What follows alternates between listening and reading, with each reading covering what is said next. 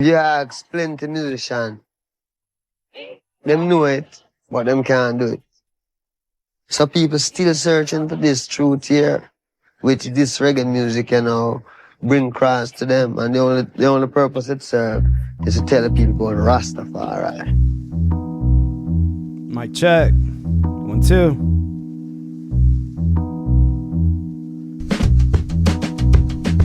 Welcome to the Blue Dreamer broadcast. On this edition of Blue Speak, I've got a very special guest, Seth from the Venice Beach Dub Club, the VBDC. What's up, brother? How you doing? Awesome, bro. Thanks for having me. Excellent. Thank you for coming on. Yeah, man. Much love and respect. Yeah. Yeah, right back at you. Thank you. So like I just said, the way I found out about you was through Andreas Exertus's posts that he does on YouTube Wednesdays and Thursdays, Wednesday Ultra, and then I just started catching you on, and I was just really vibing with his vibe. And then I was just kind of paying attention to the people that he had on, and then I caught you, and he plugs your music at the end, reggae music. And I was just like, all right, interesting. And then also I was just feeling your vibes.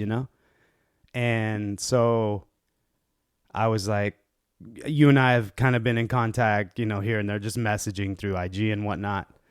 And so I just was kind of like, I'd really like to talk to you, and just on that alone, just kind of feeling your vibes. And then once I heard Stay Cool, one of your latest tracks that you put out, I was just like, all right, respect. Like he knows,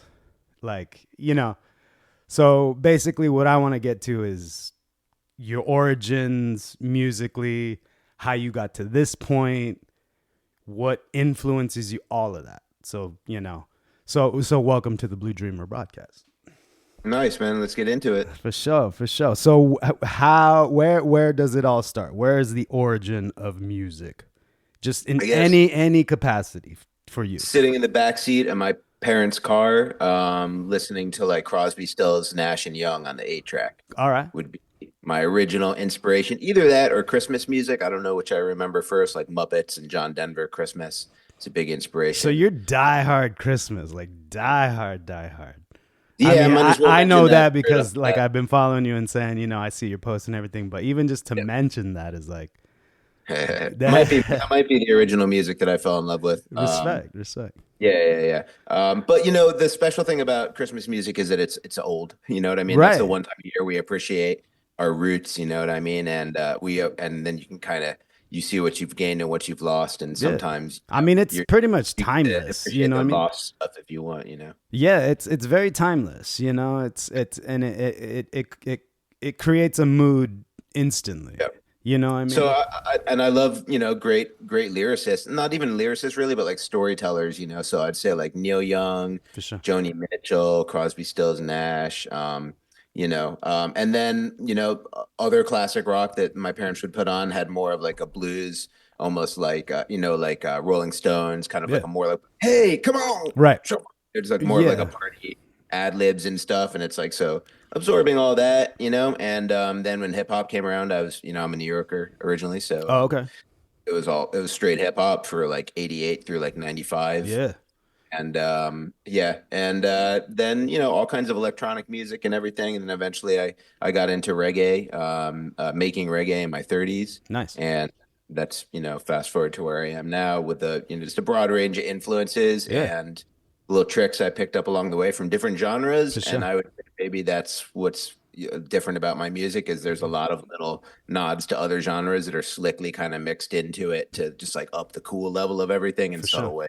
Yeah. I mean, cool is definitely the point in a way. Cool is like the original metaphysical concept. Yeah, Like, this is exactly. cool. Like, why? Yeah. These kinds of pants are Yeah. cool. Not anymore. They're not. It's like, why? It's Yeah. one of the hardest And things to especially understand. with Yeah, music, it's man, you know, undeniable. I mean, Yeah, it's yeah. like no matter what any musician says, you're trying to be cool, you know, whatever extent that goes to, you know, I mean, like, Cool things are just cool. You know what I mean? yeah, for sure. So did you play any instruments or anything like Yeah, I play guitar. I've been playing guitar since I was 13. I'm 47 now, so dope? someone can do the math. Yeah, I've been playing since I was 14 and I'm 44. So Nice. I still only play about the same. rhythm. Like, I've never really got into playing solos and lead. I just No, never really same, practiced. same. I'm a rhythm player, bro. I don't shred. Just so I don't- can sing and write songs. You for know, that's sure. it. Yeah. I I mean, prefer to just have a wireless mic and run around and perform and dance and there you stuff. go.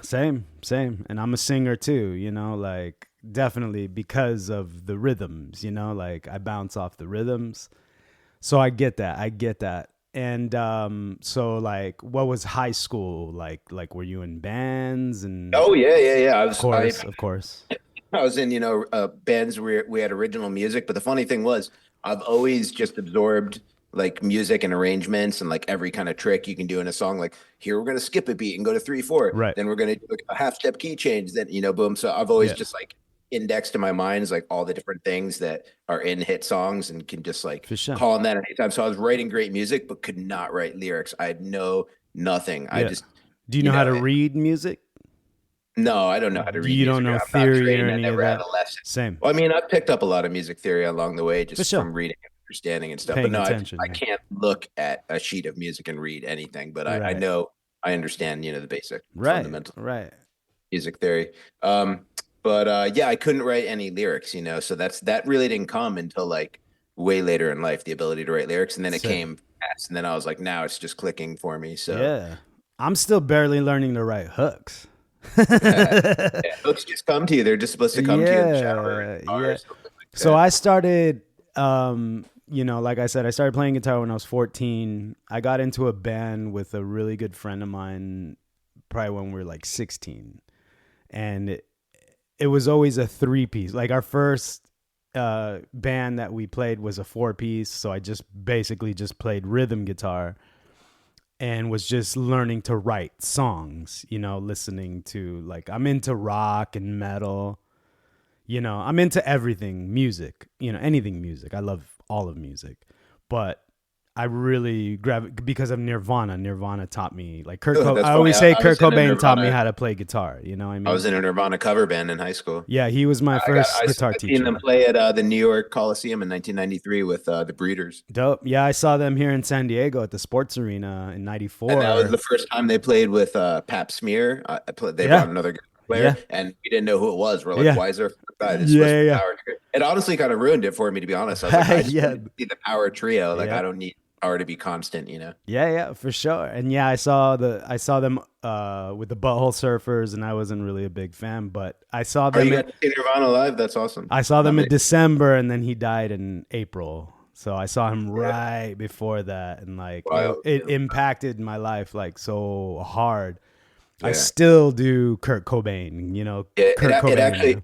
It actually hurt my feelings when I turned 28 because I was like, if I was a really great songwriter, I would have died last year. Yeah, I know, it's funny, dude. When I reached 33, I was like, "Is this it?" Am I That would have done been yet? my preference, dude. Yeah. I would have rather been the Am I top done? level, Yeah.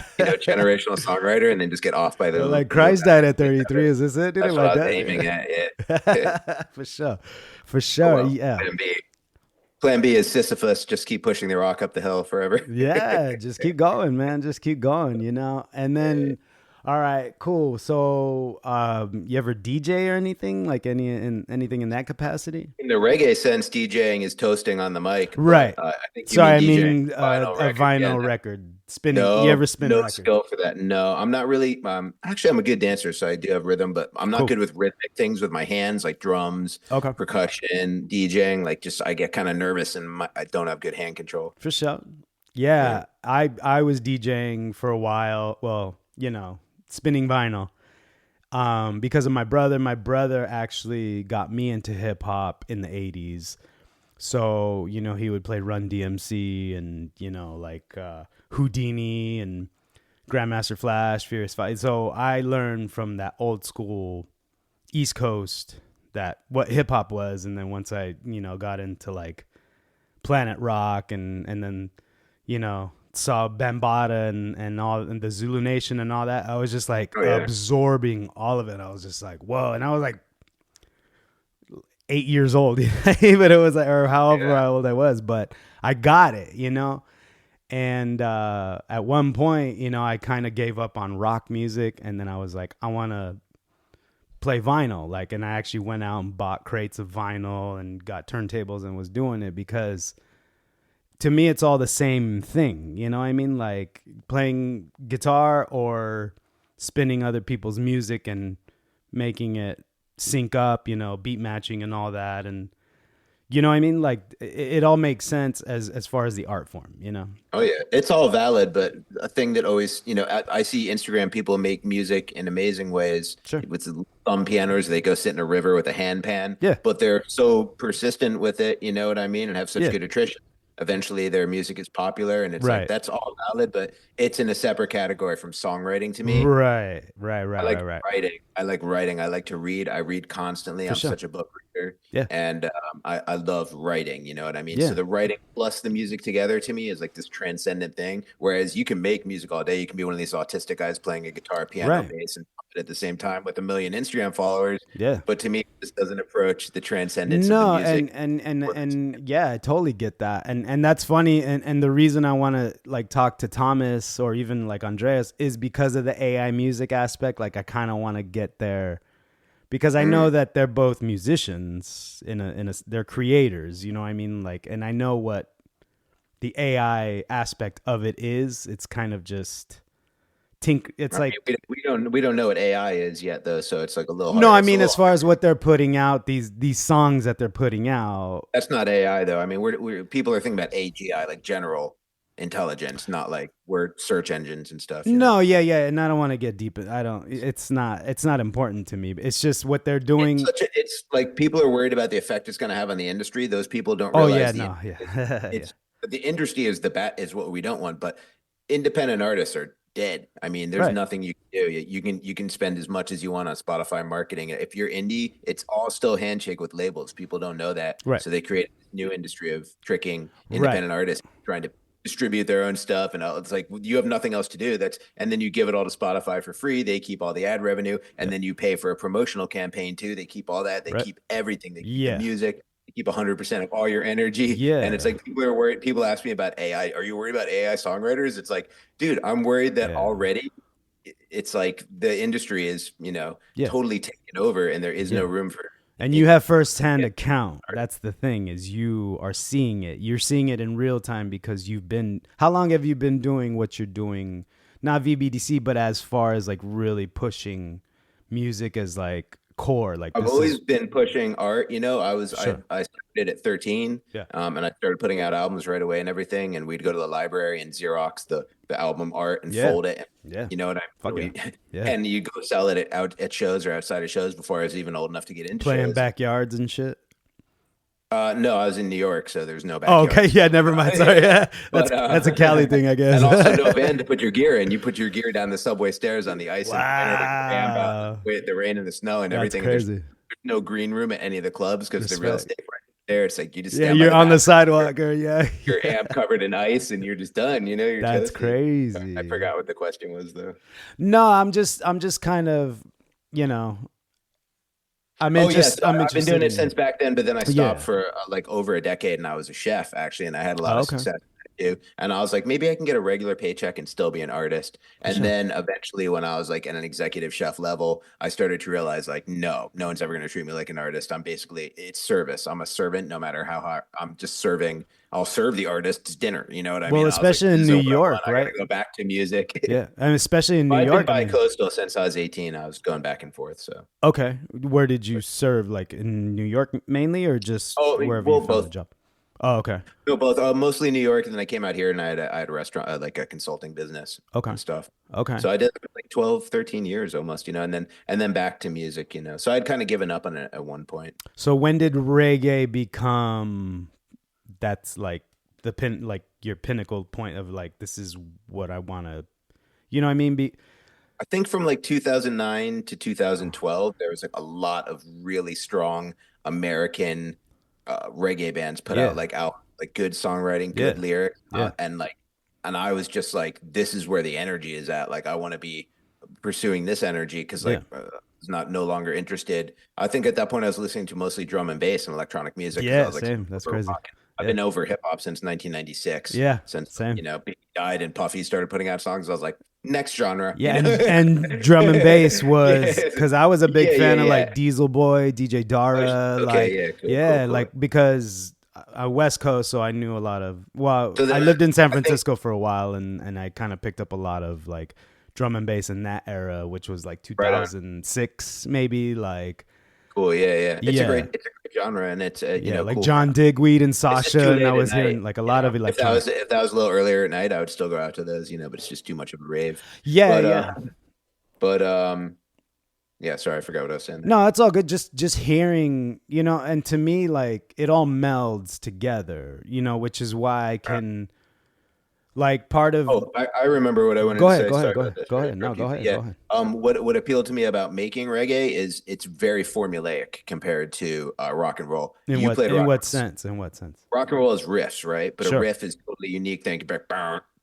sure, right. So it's like totally just the rhythm and the melody are both totally unique, and Yeah, that's like the whole song. The drummer will follow that and go with that, and a lot of tom stuff. right, right. So everyone just goes with the riff, and then the next part of the song is like a different riff for the verse or whatever. Reggae is totally different. The melody, aside from the vocals, is the bass line. So the only one playing a melody is the bass. So if you come up with something you hum in your head, Right, that's the bass line. Then all you have to do is figure out which guitar chords go with it, and you know where they go. They go skank, right, skank, right, skank, skank, right. skank, and then the organ does that, but with the bubble timing. Yeah, the bubble. Yeah, yeah, the bubble up. Beat you and the piano bangs along with the guitar, and you can pump out a lot of songs really Yeah, quick that way. And yeah, then you have so much time left to deal with the details. Maybe I want a lead line, and now using music software, you can pick any instrument. Oh, maybe I want steel pan or a flute in this one, and if I want, I'll bring in live horns and other live musicians and stuff like that. layer it. You just layer it. Yeah, Yeah, yeah, yeah. But there's a formula to start with, so it really encourages you to for just get sure. right into it. As soon as you have a melody, you're like, that's the bass line, and what are the chords? Now am I inspired to sing any other melody with that? Yeah. And it's like the ideas just come way more organized with reggae than they do with rock. So, who was the first reggae artist that you recognized as far as I mean, Bob Marley, of obviously, course, right? Yeah, okay. I was thinking about this right before we were as an talking. adult, Burning Spear, I would say. Okay. Okay. Actually, but interestingly, on like dance hall reggae was pretty big Oh yeah. in New York. I didn't really even know it was reggae. I thought it was just I thought it was hip hop, to be honest, because they Kind of. play Yeah. it. Funkmaster Flex would play it on like Friday and Saturday night. He'd Yeah. mix Yeah. it like "Ring the alarm, another sound is dying," and I Yeah. was like, "Oh, this is wicked. I like this Yeah. one." Heads high, killing with the flow. It's just like Yeah. in hip hop, and I was like, "Yeah, I like this like Jamaican hip hop." Yeah. And I didn't realize that I was getting into reggae, but the artist who did this song, Ring the Alarm, Tenor Saw, I got like really into Yeah. him I know. and emulating his style and stuff. So I'd say Burning Spear on the root side Okay. and Tenor Saw on the dance hall side are my two Hell yeah. big options. Yeah.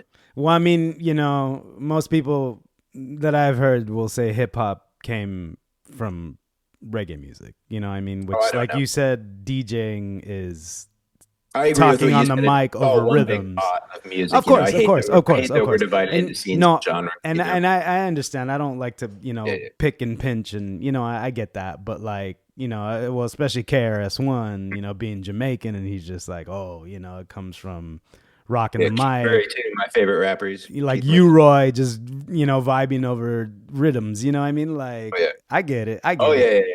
You Yeah, know. yeah. You know. So yeah, Bob Marley, obviously, because I know for a fact that like that's what I heard first. I mean, the songwriting's incredible, bro. It's incredible. Well, Like, it was before I even knew what was really yeah. going If you on. look a list of all his number one hits, it's like the lyrics to all of his songs. It's like name another artist Yeah. where you know the lyrics to all their songs Yeah. without even trying to. You've just Yeah. absorbed it culturally. Like the Yeah, Pledge of I was Allegiance. hearing Legend in like junior high before I knew what reggae was, and then Right? Yeah, like yeah, yeah. once I could recognize it was years later. But what happened was I was in high school. I remember my homie Travis Diffenbaum, shout.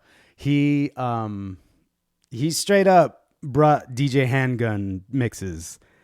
And I don't know if you're familiar with DJ Handgun, but that's basically when I first learned about like Johnny Osborne, Don Carlos, and like DJ Handgun would mix all these. And that Two good was like, shout outs right there. Those are two of my favorites. yeah. And that's when I learned that style, the Roots Radics and all that. Like it was just all like, and I was like, whoa, like that's where reggae like blew up for me.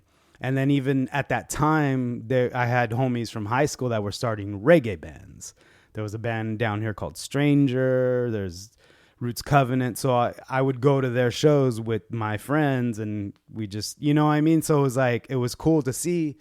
But then I started like wanting to know more artists. You know what I mean? Like I wanted to learn for myself, listening to like metal and rock at the same time, but then reggae and like, it was just...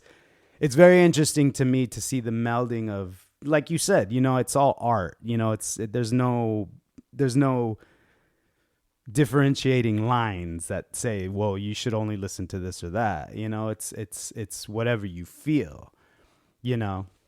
So I was learning those things, and then like even now, still, my favorite genres, quote unquote, or I would say it was like rocksteady. When I was listening to like Alton Ellis and all that, and then like, and ska, like listening to the old school Wailers from the 60s, and then like, but then hearing all the Studio One shit, and like, it was just like, oh man, like that. I like that there's new bands creating the old school sounds, So that's where I keep... there's a few like modern day bands. I ain't gonna shout no one out, but For sure. there's a few sound sound pretty old school. Yeah. But yeah, man, it's like it's so funny. Like even within reggae, there's like Studio One people, there's Father Sean. Right. Like it's like there's a lot of pretension, man. Unfortunately, what I've learned from actively participating and releasing music in multiple genres is that a scene is a scene is a scene. It doesn't matter if you're going to a political convention, a drum and bass party, Exactly. church. Everything is just a scene, and the same kind of relationships and interactions are just happening between humans everywhere you go, regardless of genre or intention or anything. So it's like that is tiring, and I just feel like that's that's where the stage we're at human awakening and development right now, where it's just things only seem possible if you pick a lane and just color within those lines. Like you got to pick something. Like you can't be like an airplane pilot doctor who writes reggae. You know what I mean? You got to pick one and then like do the things that are prescribed to that. Right. For the majority, I would say yes, but for individuals that choose to just pick what they want and stick with their guns. But also the beautiful thing about putting out an album is you can put other genre songs on it. They're just not singles. I do that all the time. You know what I mean? There's like a country rock song on my first album. The second album's got a punk song on it, a couple other surprises, I would say. But it's that's the beauty of an album is like you've got your singles. Well, I kind of plan it out like I'm like half of it is hits and like half of it is like intentional like B-sides, like deep cut stuff, and like I grew up listening to albums, man, which is a whole different experience to what people have right now. It's just to sit back and listen to the entire album, and people knew that's the way you'd receive it. So they would construct the entire album to be one piece of art altogether, not a compilation of everything you released since 2015, which is what people do now. Put out single. Then when you have like 15 of them, put them together and you've got an album. I mean, even like EPs are the thing, or the new album basically in a way, like, I mean, there's so many bands just putting out EPs, which I'm not opposed to, like if you're doing here's the thing. People used to listen to whole albums. Now they don't. So if you release a whole album, you're basically throwing half the songs in the trash because people ain't going to listen to them. So it's like, and I'm guilty of as an album because you're trying to make this kind of piece of art you remember that doesn't fit the times anymore. So it's almost like we're going to die anyhow. You might as well just release the music exactly the way you want to and not worry about whether it generates any interest or not. Yeah. But do you also agree with, and I'm just asking this off the top, but like, rolling with the times, like not you could still have your own identity because of the past, you've seen the rise and the fall. I experiment trying both ways, and you know what I mean? Like life is short, and haven't committed to one or the other and just wrote it out for decades. But I don't honestly know the answer to that. I don't know. It's an important question that I don't know the answer to. Yeah, but you just do what you do.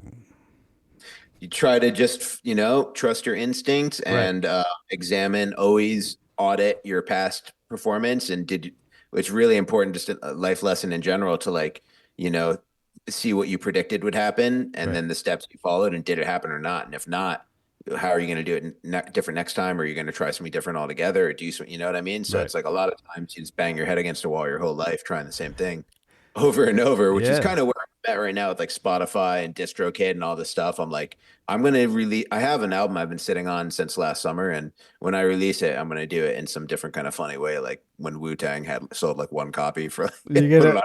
I'm going to do something weird. Not that obviously, because it's going to be an embarrassing little figure that people auction, but I'm going to think of something weird to do and just try to shake the box. For sure. I'm sick of doing the regular distribution right now. No, yeah, for sure. And I respect that, man. Like, and it's Life's too short, man.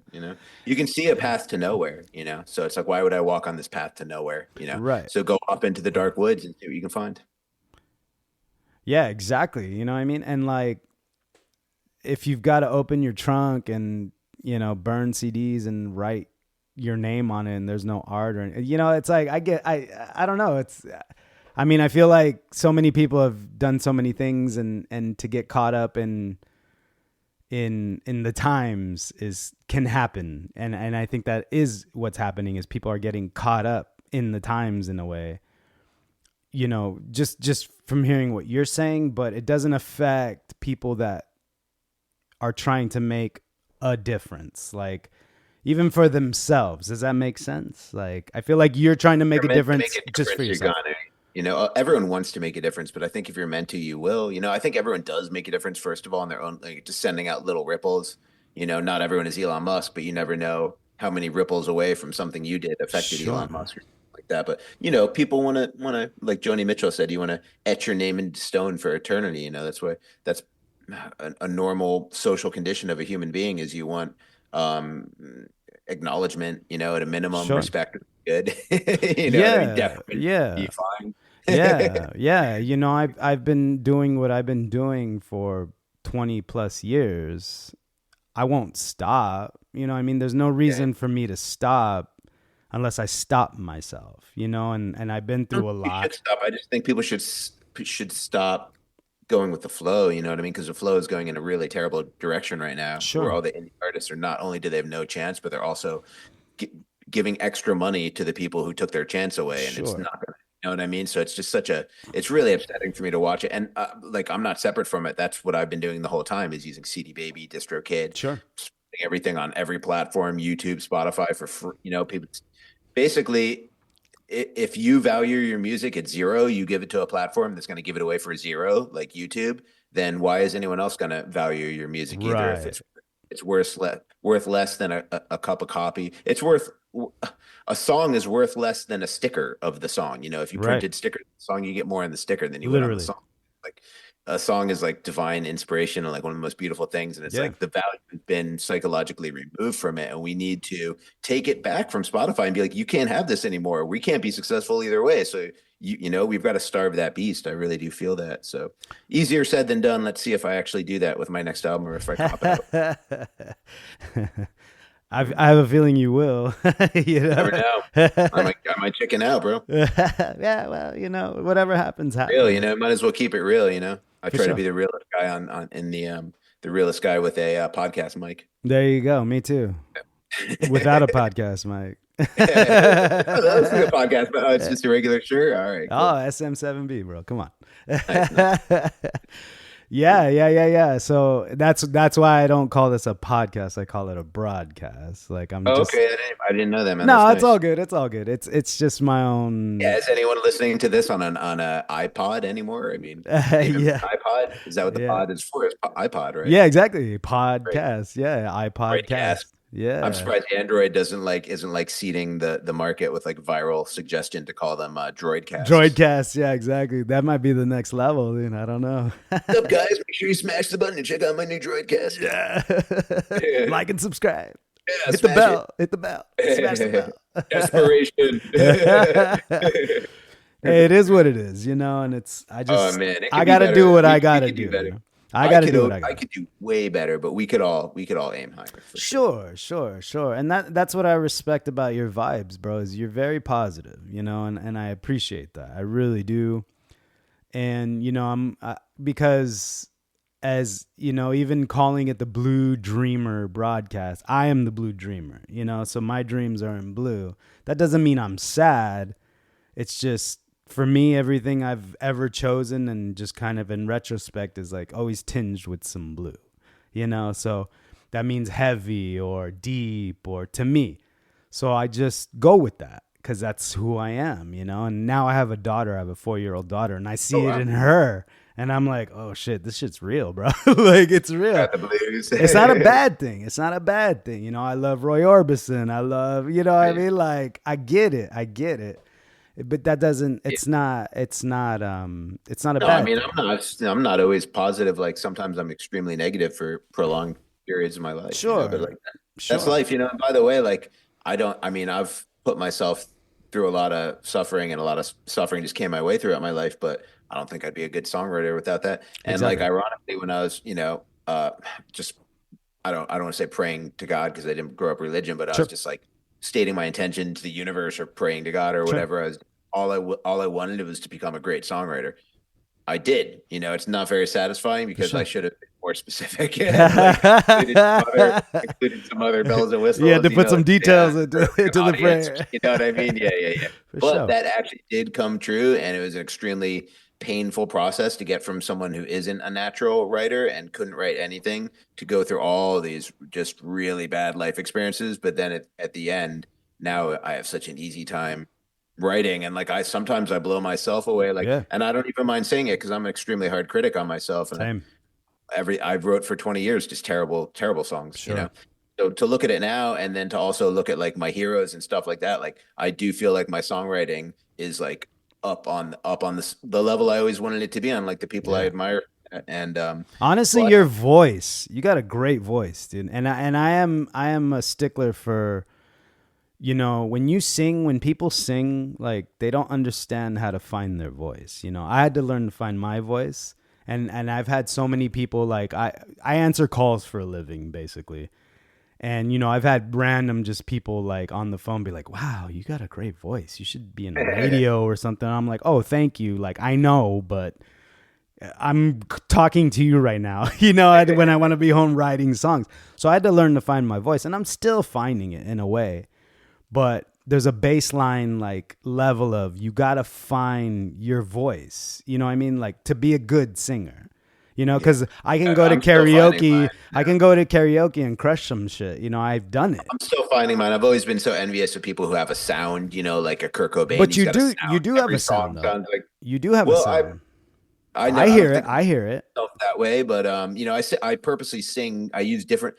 Way before I even started singing, I did imitations and cartoon voices and all the Muppet voices. Mimicry is kind of the first So level I of. don't know. I don't know what my really natural. This is just my natural Sure. speaking voice, but this is from smoking a lot of weed too. I didn't used to sound this like Alex Jones. You got that rasp, yeah. Yeah, yeah, yeah. Yeah. But I do. So I really embraced singing raspy at some point, Sure. and then I also just learned to sing a little better over the past just few years from doing Sure. other things. I was like, now I realize I don't even really need to sing raspy. I can go through the same range without it. But Well, at the end of the let day, me tell you I'm this. Let me bring this up real quick. Just thought okay. off the Okay. top. So there's the term white boy reggae. You've heard that term, Oh my right? God. Yeah, Of yeah, yeah. course. Like I use it iration, myself. revolution. Yeah. Yeah. So Well, iration is Samoan, but no, but I mean, I'm just saying these bands like Cali roots is what I would call it. Cali reggae. right. And Jamaican, they come here. I've seen straight up Jamaica's Jamaican abandoned artists. reggae, by the way. They're not making reggae. They're making soca and dancehall. So it's like it's lucky it's Right. kept alive somewhere, which is Germany, Italy, Sure. United States, Sure. Hawaii, Moa, Fiji. Yeah, but they come here and they get a reception to playing that old school. I saw Don Carlos like sometime last year. I mean, they come here, and I've heard from friends that they're just like, this is the hub for them because they can just come and play the old Yes. school hits, and they just draw the crowds, bro. And it's like, so I've heard that for a while, at least over a Got to decade. do an after party for a Don Carlos show. Dope. He didn't Respect. come to that. party, but It's all good. It's I all wouldn't good. be able to. It's Think you all think good. come we played a song of his doing just we played favorite cup. We're like, it'd be so cool if you Yeah, hell yeah. So, yeah. but that's what I'm saying. So I kind of hear the difference. You know, what I mean, like, I always tell people, like, I know if I'm gonna like a song within the first like 10 seconds. Like, I just know there's a vibe, and if that vibe isn't there for me, I already know. You know what I mean? So you know, when I started getting heavy into like you know, like I said, Johnny Osborne and Winston Hussey and like, you know, I mean, all these old school cats that were, I just vibed on certain songs or certain albums, and I was just like, oh, this is reggae, dude. Like whatever. But then when I would hear like my friends playing songs, and you know, they try and imitate a certain vibe, you know, a certain like what do you call it, like a canter, like a, you know what I mean, like, Sure, yeah, yeah. and it's like it doesn't always have to be Rasta bum clad man. It's like, no, dude, you No, I don't, mean, yeah, just feel it that ain't my natural. style, but No, but I feel like with you, it's more natural. Like from the artists that I was hearing at that time, like Johnny Osborne and those guys, like I felt their vibes, and then like once I started, like I said, some of my friends were playing in reggae music, and it was like they would grow the dreads, and it was like I was kind of like, that's not really like okay. I mean, they were good bands, they were good artists, but it was kind of like trying to portray something as opposed yeah. I to, mean, that's not why I got into it because I was already in my 30s, so I for wasn't sure, gonna like I wasn't gonna go into a phase and wear red, gold, and right. green everywhere I went and stuff. And by the way, I think it's fun. It's fun when people do that. It's fun. Sure. I mean, it's a sign of respect, you know, and I get that, dude. Like, I don't it's know. It's like peacocking, you know. I bet, but we all peacock in our own ways, you know. sure, Everyone wants to look nice, but yeah, I mean, like a lot of people hate on. It's one of the easiest things to hate on someone for if you're like a white reggae artist, you know what I mean? But right, forgetting that Bob Marley was half white or whatever, who right, cares? But exactly. like one of the disappointing things is That's like funny. I have found that it's not the most welcoming environment, honestly, for uh I guess just white artists, you know. It's not Right. really it's not, it could be more inclusive and welcoming. Sure, I've had sure, somebody tell me I shouldn't use a patois, and I barely ever, if I do, it's just like unconscious almost just from being around it. You know, it's sure. not, I got like write lyrics. One song I wrote lyrics where I used like patois, and I regret it. Yeah. But it wasn't that bad. I wasn't like snow or something. Anyway, I had Yeah. someone tell me one time, you know, you shouldn't use a patois, but this person also is not from Jamaica. And I said, but you're not from Jamaica. They go, yeah, but I'm an islander. I go,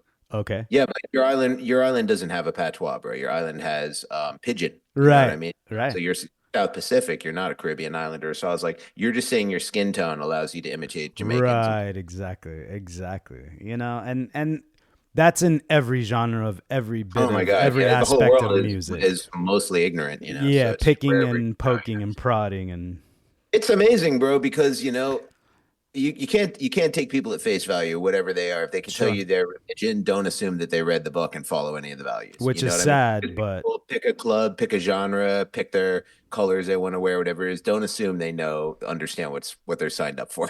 right, exactly. You Which is know, on me, you know, because once you should learn, you should be able to learn and figure this stuff out and adjust your expectations accordingly and not take things personally. and it comes from experience, I would say. You know what I mean? Like it, that's what I chalk it up to, you know. Wisdom or experience, to me it's the same thing, you know, and it's just like, oh, you learn as you go. We're all learning as we go, Yeah, but the underlying layer, you know, as far as for me is when it comes to music, it's like if it's good, it's good. Like yeah, it yeah. So two genres, shines. good and bad, and you should always be trying to push forward with whatever you're doing. And my music is pushing reggae into a direction, and maybe it's not better, but it's pushing it into a direction it hasn't been in before. So I'm pushing it into new areas. I'm doing my own thing. I'm taking pre-existing, just like all human development. I'm taking something pre-existing. I'm putting my own spin, Yeah. my own touch on it. And if anybody has a negative feeling about that, that speaks more towards them than it does to me. You know what I mean? And I feel totally stoked and chuffed on the music I'm making and all that. And just uh, it's But that's you care about it. I do also care that people receive it, because what you're trying to do with art is communicate with people, right? You're trying to reach people in a way that language can't. You can't just sit someone down and convey to them the feeling of Miracle on 34th Street. They're going to have to like watch it. You know what I mean? So it's like you're trying. It's successfully done all the time with famous movies and albums. You're like, can I ever reach someone and have them understand me? Because no one who knows you is going to ever understand you. It has to be a stranger. That's a Hemingway. Only people who don't know you can understand you. Yeah. I have this story that I've shared with people that like like I said, I listen to heavy music like metal and rock, and there's only one time in my life where I was driving home from work, and when I play music in my car, it's always loud. Like I'll roll my window, all my windows out are just loud. I like it loud. Like I'm used to everything just loud. And one time some dude rolled up on me at a red light, and he was just like, bro, what are you listening to? And it, like out the window, like, do you have any Grey Poupon? Like that kind of moment. And he was just like, what are you listening to? I was like, I think it was like Deftones or something. And like, he's like, dude, that shit fucking raw. I was like, finally, like one time that somebody I was like, I've always been waiting for that. They should make a new word for the feeling of wanting to share a song that you heard with someone else, but then they want to have their own experience and not share your experience with the song. Like you can't have like a threesome with them in the song. Yeah, exactly. I gave up on that. I no longer, except for my own music, which also doesn't work. You can't share music with people. People have to find things their own ways so they can tell their own story about finding it. Right. So like if you buy someone like a book for Christmas, you're guaranteeing that person is never going to read that book. You just deprive them of that book by buying it for them. Yeah, you should have left it in their bathroom or something and not mentioned it. They'd be like, you could have just got me a gift card, bro. That would have been cool too. Just leave it outside their doorstep. They'd be like, oh my God, it's like Kismet. I just found this book. It's almost a little stocky, but I got to think if there's some marketing approach for my music that follows it.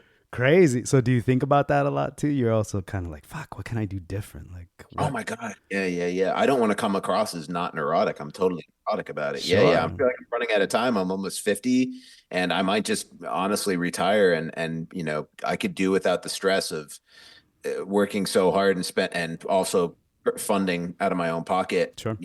Budget music videos and albums and all these projects and stuff. And then seeing, just getting this hollow feeling of it's not charting in a positive direction. You know what I mean? And it's tough, man. It eats you up inside and you don't know what to do. And that's where I'm at right now. Like I've got more music than I can release done. So it's crazy. Like I keep getting ideas for songs. And for the first time in my life, I'm actually stopping myself and I'm not even going to record them on my voice recorder. I'm just like, no more right now. Like we're having a problem. We're not out of songs. Right. Yeah, that's not the point. So do you do you produce? Do you do production, or you just strictly? I do production, but not engineering. Like I've got two really good friends that are great producers, but I'm actually doing the production. I'm just relating to them what I want them to do because they have know how to use software. So you create demos and then what's your process? I'll show up at the studio and be like, find the beats per minute so you can open up a session. I worked with programmed drums. I've never recorded. Well, I have recorded live drums on but terrible 4-track recordings. Sure. And but with reggae, it's all been programmed drums. So spend a ton of time making the drums sound super realistic. And I know exactly all the fills I wanted to do and everything. Crazy. Just flesh that out as I go. And then, live bass, live guitar. Between me and my producers, we can play all the instruments except for horns, which I can, order remotely. Yeah. And the process is I have the idea and I sit down and I'm like, let's get the beats per minute. What kind of beat is it? Which is easy in reggae too, because it's pretty much going to be some kind of steppers, one drop, rockers, so it's a rockers. Right. All right. What are the chords? All right. Piano goes E minor, F, G, whatever it is. So cool. Let's play that on the keyboard. Now let's play the organ. All right. What do you want? Just guitar skank or cricket? All right. Let's do that. Let's play that. What's the bass line? All right, the bass line goes like this, do, whatever it is, they play the bass line, record that. And then it's like, now I'm going to do some scratch vocals, and then just keep chipping away at it from there. And usually a song will take between, I would say, the average song takes about 24 hours of studio time. Sure. Yeah. Which is a lot. It is a lot for studio time, yeah, for sure. Yes, 24 hours studio time. But to get it final... I do 8-hour days. When I go to the studio, I go for a full day, And But that's like so final packaged, clean, polished, done, set to just except for last minute revisions and mastering and stuff like that. sure. So do you write in the studio like lyrically or Well, like there's been one or two situations specifically where I did that. I did that very recently. yeah. I did a new theme song for Rob Van Dam's One of a Kind podcast, the pro Okay. wrestler and a Oh wrestling yeah, I works saw out. that. I saw that. Yeah, yeah, yeah. Friend and WWE and ECW champion Rob Van Dam. I did the new theme song for his One of a Kind podcast. I wrote the lyrics to that on the way to the studio. It was an existing song that was going to be didn't really fit on the album, so I didn't know what to do with it. And I was like, all right, let's just sacrifice it to this. And so I had the vocal melody, but I wrote the lyrics in my head on the way there. And the only other instance of that was my Christmas song, Christmas Time thing. I wrote all of it on the way to the studio the Did day that I thought stress of it. you out at all? No, I was in a flow You state, dude. just I was you just felt it. All right. driving there. For sure. And the way I write lyrics is I'll put on a podcast in the background and then zone it out as like white noise. That's like the easiest way for me to write is to like block out a podcast accidentally. Yeah. So I just had something on the way there, and it was a joy, because everything was coming to me. And by the time I got there, I had a hook, two verses, and a bridge, and an hour and a half.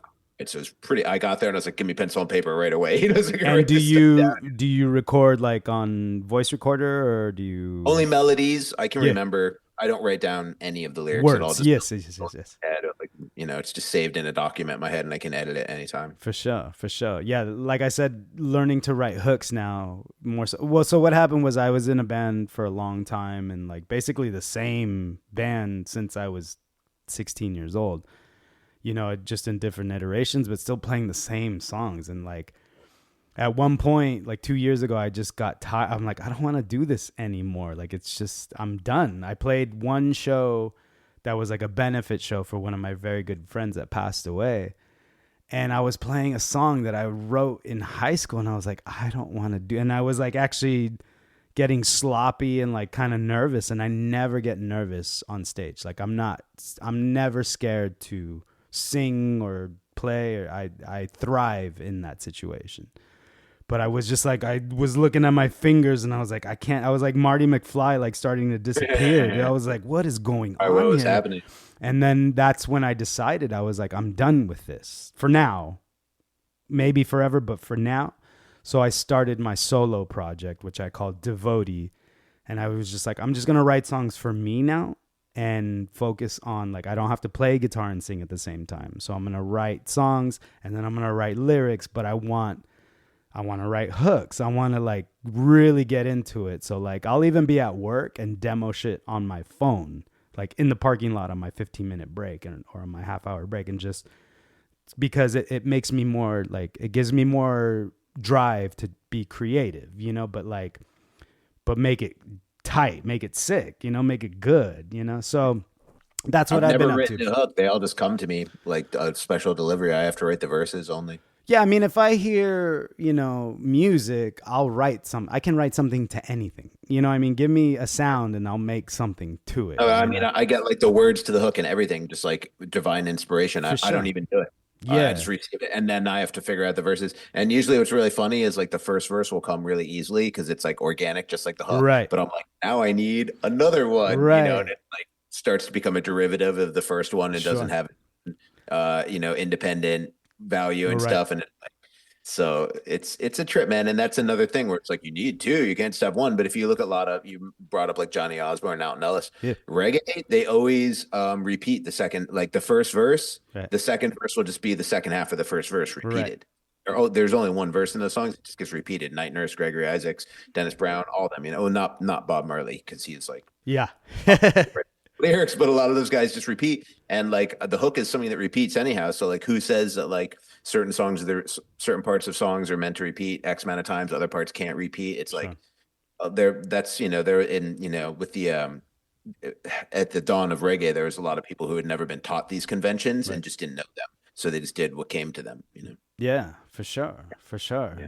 And it's just crazy. I love reggae music so much. Like I can't help myself but to dance, to skank. Like I can't. And even bands that do hybrid type, like there's a band from here, from Chula Vista, where I'm from in South San Diego. Where it is. B-side players, you know, and I used to see them in high school, and they would play like Latin style, but like then incorporate reggae. And it was just like, I'll never forget, I was at one of their shows, and like I do my own dance. Like I lose all in a bit. I just lose myself. And but it's a skank. It's like, you know what I mean? Like it's in the style of skank, and it's just like, I feel reggae in a certain way. And I never forget, after the show, some random lady came up to me and she was like, I really like the way you dance. I was like, you were watching me? I was like, what is wrong? Okay, cool. I was like, thank you, respect, dude. Like, But not that many genres of music left for people to actually dance. Like, and with reggae, I host a show every Sunday in Long Beach, and it's kind of like an older crowd, you know, and older musicians and stuff, and like everybody like dances like partner dance. It's like, it's, you know, it just has that vibe, you know what I mean? It makes you want to dance if you're into it, you know. It's not for everybody, but I do love that people respect the tradition of reggae and keep it alive, but I also think, you know, you got to make room for people who are just inspired to do it their own way. For sure. Yeah. And speaking of their own way, let's get into your music, please. So I had asked you to please approach me with 3 songs that you wanted to play. I picked one from each album. There you go. So what I usually like to do is I like to play it, and then we just kind of talk about it. I want to hear what you have to say about them, like how they came up or what you're talking, anything, whatever. But the whole thing or a sample? No, I'll play a little bit and just. Just let me know. Just let me know. I'm just curious. Yeah, no. I mean, it's up to you. I'll play the whole thing. I don't give a shit. No, but do what you're going to do. Just tell me what you're going to do so I know if I've got 30 seconds or 3 minutes. Nah, for sure. So I'm going to play Pure Bloods first. I'm going to kind of go in ascending order. So I think Pure Bloods was the album. Prepare for War off the first album. All right, cool. Pure Bloods is off the second, and Stay Cool the third. All right, cool. Then there we go. So this song's called Pure Bloods. But Prepare for War comes first if you're going in order. Oh, all right, for sure. Cool. Yeah, my bad. You can edit that out. It's all good. I'm still learning, bro. I'm still learning. No, you're good, man. I'm fresh. Here we go. Venice Beach Dub Club. Oh my gosh. Get in on it.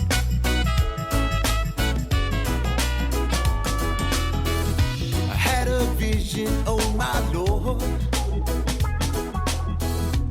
What a wickedness I saw. It was real, not a dream. Let me tell you what I seen. There was demons, everyone a screaming. Brimstone, hellfire, everyone a cry out. A great flood, red rivers of blood. A plague, a box got me shaking in my socks, baby. Who's that knocking down my door? Think we better pray for peace, prepare for war. Yeah. Oh my God. All right, so Pray for peace, prepare for war. what do you mean by prepare for war? What are you talking about? It's a good old Bible quote, man. Like, you know, you hope for the best, but prepare for the worst. And it's kind of mixed in with like a sign of the times prophecy. You know, I didn't literally have a vision, but I had a feeling that built up over time. And it was right, by the way, because I put that this song was from 2018, and then 2020 came around, and you got a plague, a pox, and all this stuff. There you go. You were setting them up. And the verses of the song. By the way, this song is delivering. Oh, never mind them wicked things I saw. I'm busy making music with the band, ramming shows without my friends. Wake up and do it again. Hope this party never ends. But that dang vision came again. There were devils, demons, everyone is screaming. Brimstone, hellfire, everyone a fire. A great flood, red rivers of blood. A plague, I like that little horn. That's so dope, dude. It's kind of like your eyebrow goes up. You're like, huh?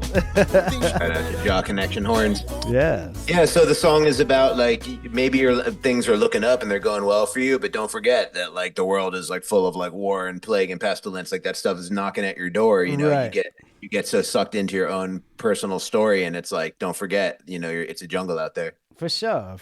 So one thought I had, honestly, when I was listening earlier, I'm a big fan of Luciano, dude, and I feel like you kind of emulate him in a way. I don't think it's intentional, but I hear him and you for some reason. I never heard the I never heard that before, but Does he's that not make a big any sense to inspiration of you? mine. But yeah, I mean, sure, whatever sure. you hear, we might have something similar that I haven't thought of yet going. But something about that song that I like to do is that's a very upbeat, dancey song, but the Yeah. message is like really heavy. So that's like a Yeah. spoonful of sugar to make the medicine go down. I is like the that. I like that for sure. That shit would definitely get me dancing. Yeah.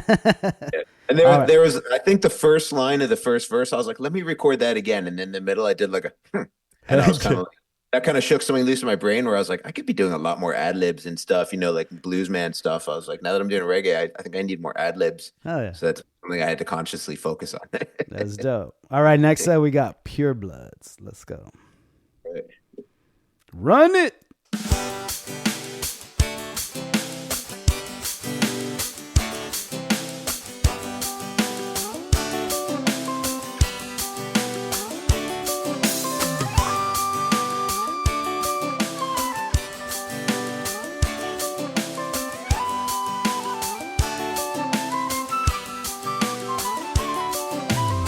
Don't wanna take a backseat, I wanna keep myself clean.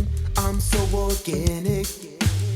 Don't wanna cover my face, my smile lights up the place. So please don't panic. My social credit score is gonna be on the floor. I would reckon the way it's going right now, the world will end anyhow. Any second. To all my pure blood, don't trust the science. Outcast living in defiance, saying prayed up so nothing can go wrong. No GMO, the way we belong. Pure blood, don't trust the science. Outcast living in defiance, saying prayed up so nothing can go wrong. No GMO, the way we belong. So obviously, I think that song speaks for itself. What?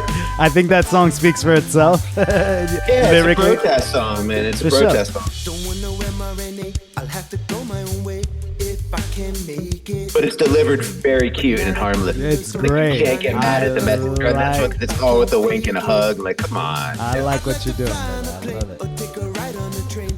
I'm stuck in traffic. Up in the land of the free, the home of liberty. ASMR. That's Doggone it. tragic. Love it.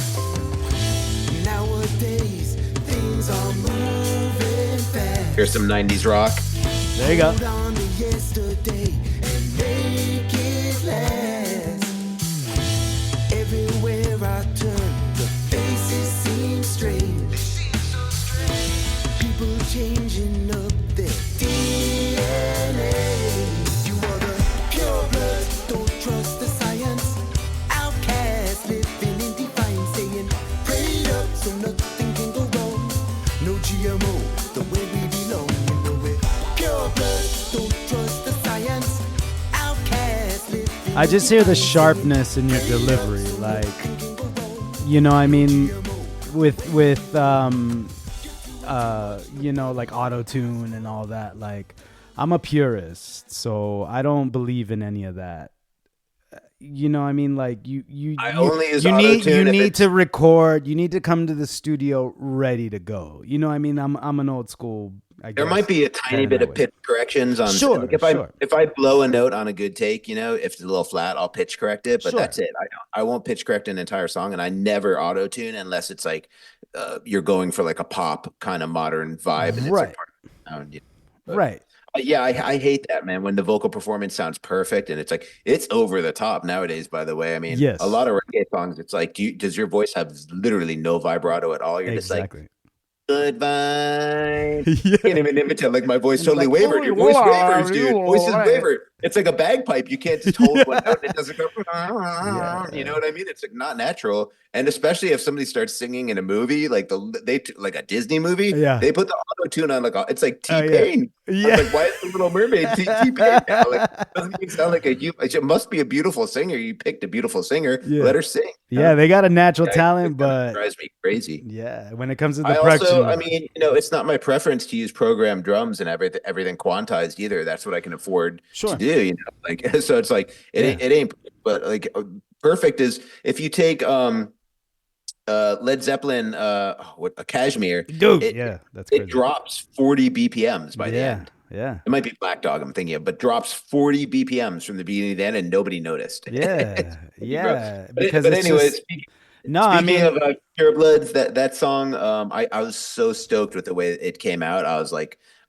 the music is like an ode to like Paul Simon, Americanized Afro rock. I love that sound from the 80s when everyone's yeah, doing Afro rock bass lines and stuff. yeah, And like I was so stoked to do that and get the beautiful live flute and everything. And like the lyrics just came so nice and smooth for that song. And I yeah, wanted to make sure it was like the cutest, funnest, most harmless yeah. delivery to kind of keep everything off balance, For sure. That's great. And that's good songwriting. You know what I mean? Like to give it that much thought, I think I think that's what people don't understand about songwriting is like I remember one time I had a friend of mine like asked me about my lyrics, and then she read my lyrics and she was just like, but I'm a wordsmith. I love words. I have the utmost respect for the English language, like punctuation, grammar. Like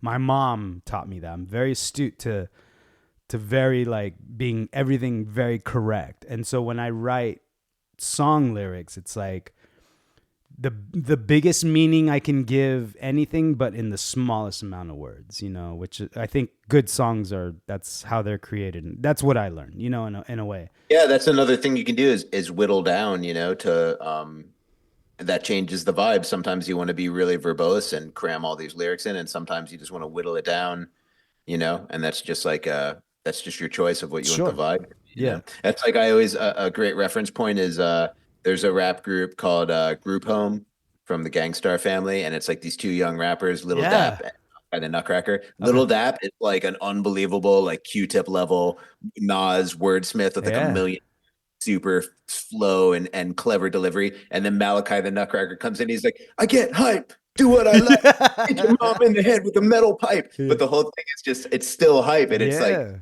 don't assume that's easier.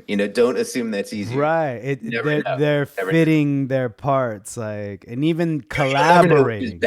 Which is better is totally subjective, but don't even assume the simpler one is easier. It might not. Exactly. And it's just, they complement each other. You know what I mean? I like that. Yeah. All right. And this is your latest release, basically, right? Stay Cool. Yeah, this is the first single off the forthcoming album. Cool. Here we go. This song's great, bro. Thank you.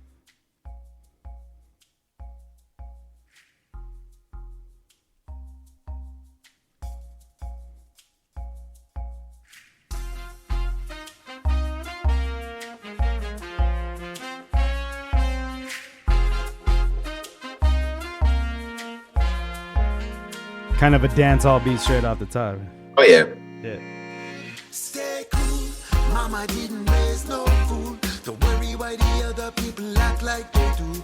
Chilling out no matter how heavy the pressure gets, and never let them see us sweat. You got to stay cool, mama didn't raise no fool. No running in the red and going out of your head. Bless the herb and hold a meditation, a mental vacation. Boy, listen to me, you better listen to me. Pause before you disrespect your whole family. It only takes 1 minute to lose your reputation.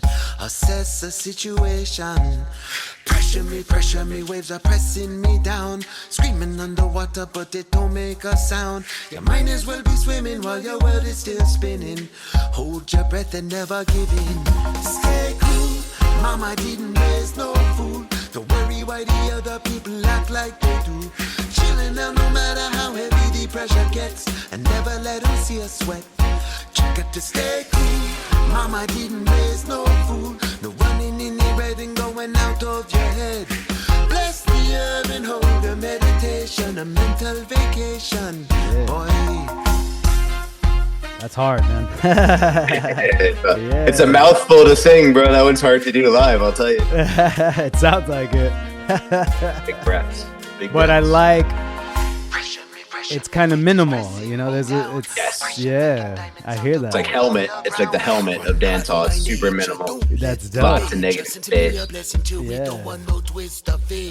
Always feeling irate, never feeling irate. Loving everyone and never dealing no hate. Cooler than a polar bear, chilling in ice water. Pressure could be stressing me, but you know that we got to stay cool. Mama didn't raise no fool. Yeah, man. That's so great. Yeah, man. Thank you. Thanks, yeah. bro. Yeah. Of course. Minimal was the vibe, you know, and to leave lots of room for the and that's a marimba in there. I'd never used a marimba. Nice. You know? Did you play it? No. Oh, okay, I was gonna say, I was like, yeah, I never used it. Logic instrument. I played it on keyboard. No, yeah. From my friend Benji, who produced this one. For sure. Actually, big two people. This is the only song I ever did that two producers worked on. So Big G and Zion both worked on this one. It sounds great, and I love that minimal approach. Dude, that's so. Thank you. It's minimal music and maximal lyrics. Dude. Yeah. Like there's some big mouthfuls in there. Yeah. It's so funny because I just came up with the hook. I sat down with the guitar maybe like 2 summers ago, last summer, I don't know. Yeah. And I was just stay cool. Mama didn't raise no fool. And I was like, oh, that sounds There great. it is. There it is. That's it. Yeah. That's it. Then it's a philosophy song, you know what I mean? So it's you know, hopefully people sing along to it and reflect on the lyrics. It's good advice I can't take. I That's love exactly what I always do, is fly off of the handle, put my foot in my mouth, pay the price for everything, you know. So, but at least I've learned the lesson well enough to put it into a song. So it might be too late for this old dog to change his tricks, but hopefully somebody can learn from that. You know what I mean? I hear it, and it's a good message, which more people should probably pay attention to. I was really stoked with the line, always feeling irie, never feeling irate. I was like, I've never heard anyone put irie and irate together. That's So, dope. That's dope. Well, yeah, man, there's some things in there. There's some little nuanced things for of recording artists and stuff like that. There's some lyrics that are off time on purpose, which is something they'll do. Sometimes it's a little take from different singers, you know, coming in early, line late, like whatever it is, you know. Nerd shit. music nerd shit. Sometimes I'll even be like, let me just record that run with no music and no click or anything, and it's like it's gonna fall on the beat, but it's just gonna be I just want to do it that way. So yeah, for sure. I feel it, man. I feel it. That's awesome. Yeah, man. Well, thank you, man. Thank you. This is thank you. Yeah, for sure. Much love and respect. Thank you for coming on. Tell people where they can find you, please. My link tree is VBDC, and I'm VBDC on YouTube. If you want to find my music on the platforms, you have to put in the full name of the band, which is Venice Beach Dub Club. And I'm, you know, that's it, man. Coming out with an album this summer, more music videos and stuff like that. So please support.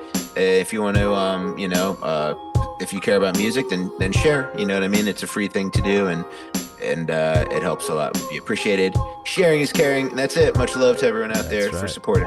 Much love and respect to anyone listening, anyone paying attention. This is the Blue Dreamer broadcast. Thank you, Seth. And we'll catch y'all next time. Be on the lookout. Definitely gonna have a new Blue mix after this. It's gonna have reggae tinge to it, so expect that. Thank you. Love, respect. Peace.